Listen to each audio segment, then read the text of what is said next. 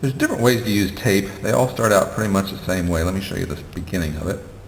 You start with the tape about even here, and then you work your way up.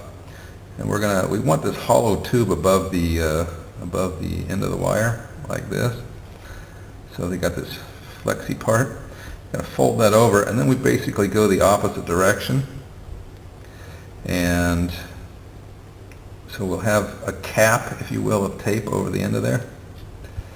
Now at this point there's a couple different ways to finish it. Let me show you those, or at least 3 different ways to finish it. One way is to just simply tuck the tape in between the legs, pull it tight, and be done with it, and fold it back in there and be done with it, stretch it tight. Another way is when you do this, when you put the tape through the legs, give yourself a lot of extra space and use that to create a knot in here. So what we're going to do is we're going to wet this,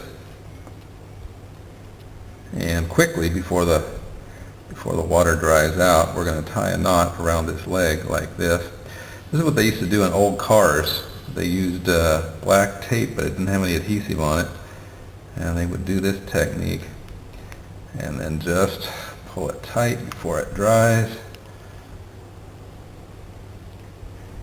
And drying. There we go. Okay, and you have this tail here. You cut the tail off, and the tape will stay there without unraveling. And another way to do this is to start out with the same technique. Tape roughly at the top, tape upward. Give yourself that little bit of empty tape up there at the top. Fold it over. Start back down the other way. And here's where we can choose to tie it off or whatever. Let me get some scissors and cut this. When I try to break it with my hand, the camera shakes, so like that. And from here, you can do something like cover this with shrink wrap, like this, and you'll have a nice, relatively watertight joint. Not 100%, but pretty good. And here we are with our shrink wrap positioned and shrunk down, and you can see the electric tape in there, and that will hold the electric tape in position, and it will make a nice sound insulated joint.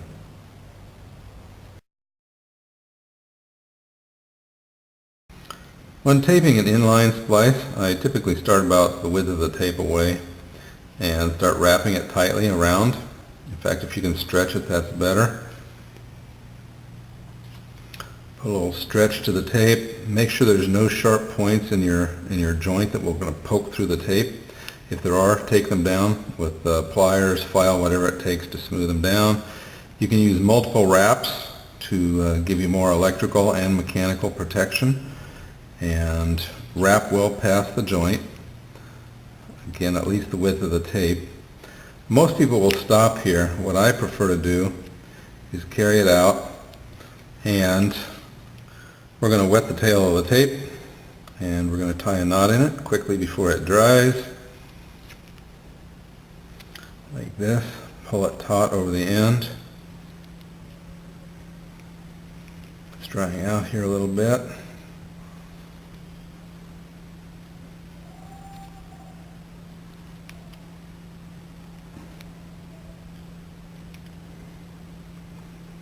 And snip the tail off.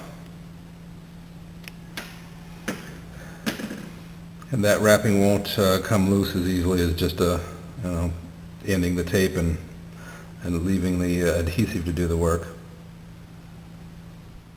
A method that I've really learned to like is starting out with the tape. Again, same rules apply. Stretch the tape out, cover the joint well, make sure there's no points in it that are going to stick up through the tape. Tape the joint, and if I need to, go back over it a couple times. Okay,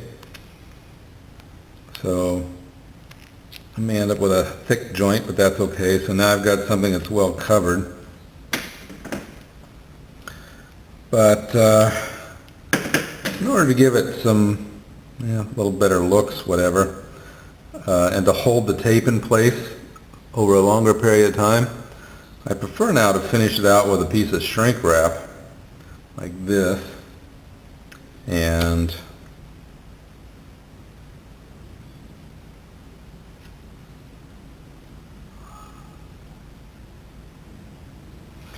it produces a very secure joint, a very secure covering on the joint, and it won't come off there, the tape won't come off of there.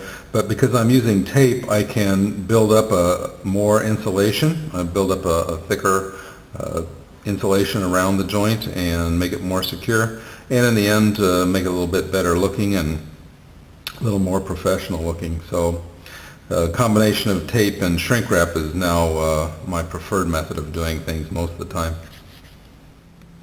Another technique in shrink wrapping is to use multiple layers of shrink wrap. So let's do that. I've got a joint I want to cover. I want to make sure that the insulation is thick over that area for abrasion purposes, or whatever. And then I just slide another piece over the top of it, outside of it, and shrink that one down. Also, if I have a thin joint right here and thick insulation and I don't want to show the bulge or the dip going in here, I can put a piece of shrink wrap that just fits in that gap, shrink it down there, and then put another piece over the top of it to make the wire look smooth. Again, that's just for aesthetics, but it works.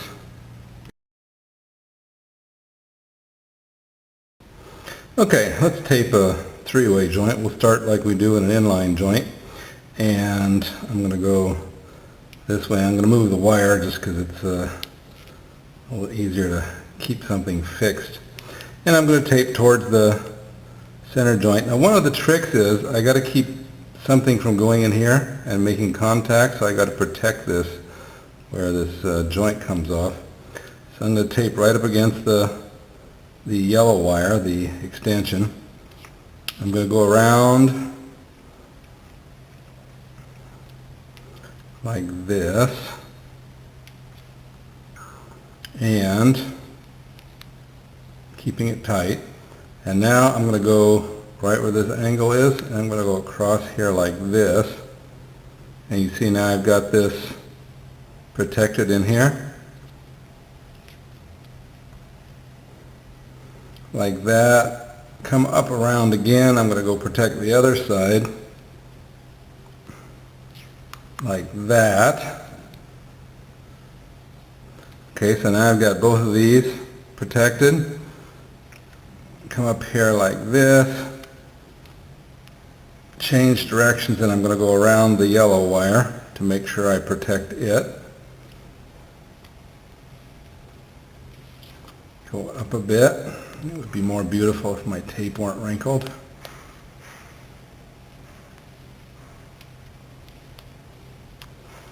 Keeping it tight. Okay, enough.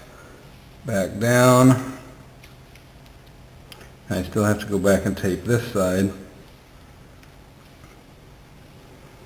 So,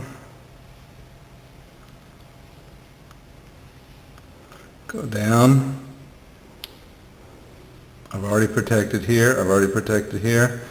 Now I just need to finish this out. Make sure I get insulation, adequate insulation along here.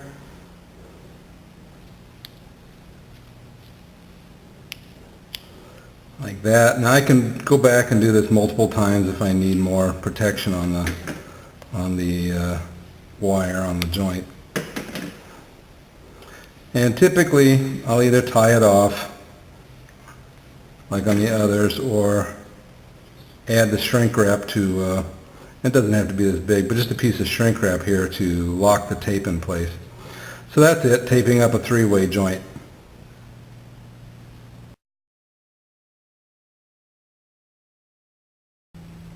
One common mistake when shrink wrapping is when you're preparing the piece of shrink wrap, you may leave a little cut in it. Maybe you didn't separate entirely, so you pull on it, tear a little bit, and there's just like a little tiny cut here.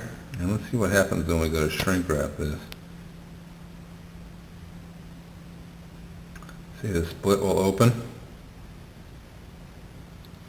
If you're lucky, it will stop. Sometimes it'll just continue to split down the length.